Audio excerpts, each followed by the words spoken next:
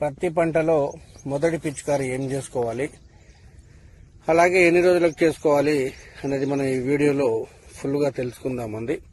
So ముందుగా ఎవరైతే సాగు చేసుకున్న రైతులు ఉన్నారో వాళ్ళు ఎప్పుడు స్ప్రే చేసుకోవాలి, ఎన్ని రోజులకు స్ప్రే చేసుకోవాలి అనేది ఈ వీడియోలో తెలుసుకుందాము. సో కొన్ని చోట్ల ముందుగా వేసుకున్నారు, వాళ్ళ కోసము అన్న ఏం చేయాలని చెప్పి అడుగుతా ఉన్నారు. వాళ్ళ కోసం అయితే వీడియో అయితే ఇవాళ తీయడం జరిగిందండి. హాయ్ అండి, అందరికీ నమస్కారాలు. నేను మీ ప్రశాంత్ని, మీరు చూస్తూ ఉన్నారు వడినెస్ అగ్రికల్చర్ ఛానల్.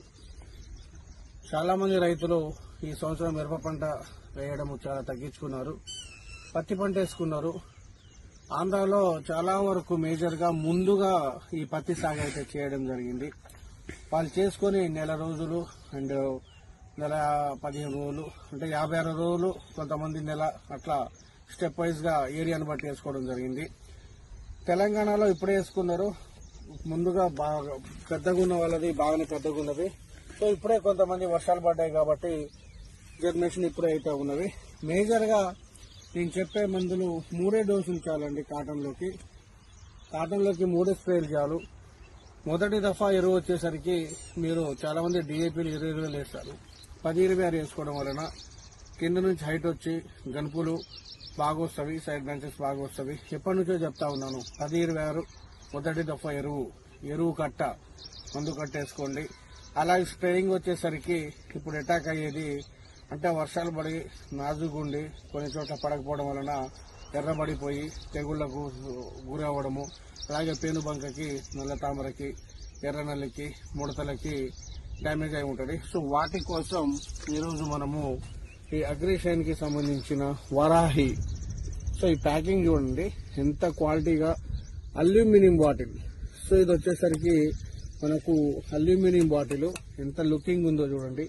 వరాహి, ఈ వరాహి కాటన్ పంటలలో దేనికి పనిచేస్తుంది, అలాగే ఇది ఎలా పనిచేస్తుంది, ఎన్ని రోజుల వరకు పత్తి పంటను కాపాడుతుంది అనేది ఈ వీడియో తెలుసుకుందాము.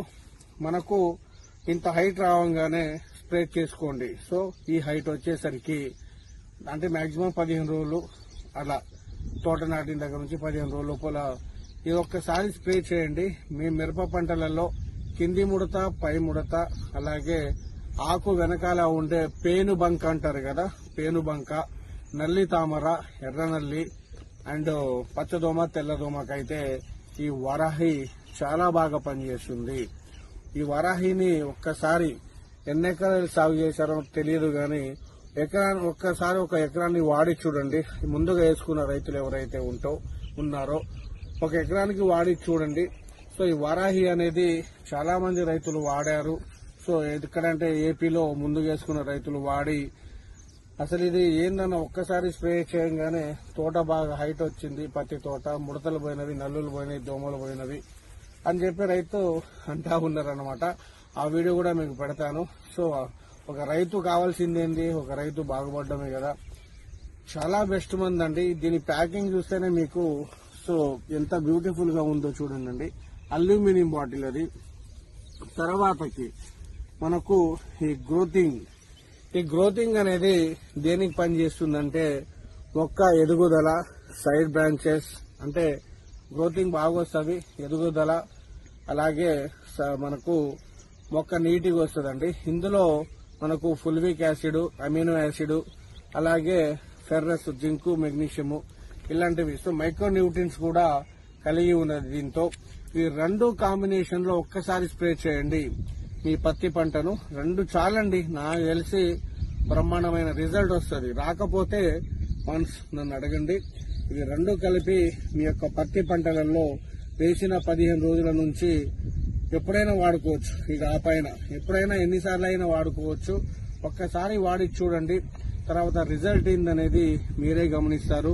ఈ వరాహి అనేది తెల్లదోమ, పచ్చదోమ, పేనుబంక, అలాగే ఎర్రనల్లి, నల్ల తామరకి ఇది పనిచేస్తుంది. అలాగే 2 ముడతలు, కింది ముడత గాని పై ముడత గాని బ్రహ్మాండంగా పనిచేస్తుంది. ముడత వస్తే ఎదుగుదల రాదు కాబట్టి ముడతకు కూడా బాగా చాలా పనిచేస్తుంది. ఈ గ్రోతింగ్ అనేది మైక్రో న్యూట్రియన్స్ తో పాటు ఫుల్విక్ యాసిడ్, అమినో యాసిడ్స్ అనేది కలిగి ఉంటుందండి. సో ఇది కూడా మనకు అగ్రిషైన్ కి సంబంధించిన ప్రొడక్ట్ అన్నమాట. సో ఇప్పటిదాకా ఎరువు కట్టలు చాలా మంది ఎంతో చేసామన్నారు, గ్రోతింగ్ కావట్లేదు అన్నారు. సో నేను 10-20 సెలెక్ట్ చేయమన్నాను, మీరు ఆ డిఏపీలు 20 వేస్తా ఉన్నారు. మొదటగా అయితే 10-20 వేసుకోండి. సో రెండవ దఫా 20 ఏం వేసుకోవాలనేది నేను నెక్స్ట్ వీడియోలో తెలియజేస్తాను. మీ ఏరియాలలో ఈ కాటన్ క్రాప్స్ ఎలా ఉన్నవి, అలాగే ఏ సమస్యలు ఉన్నవి, ఏ పంటలైనా కానివ్వండి, ఇది ఒకటే కాదు.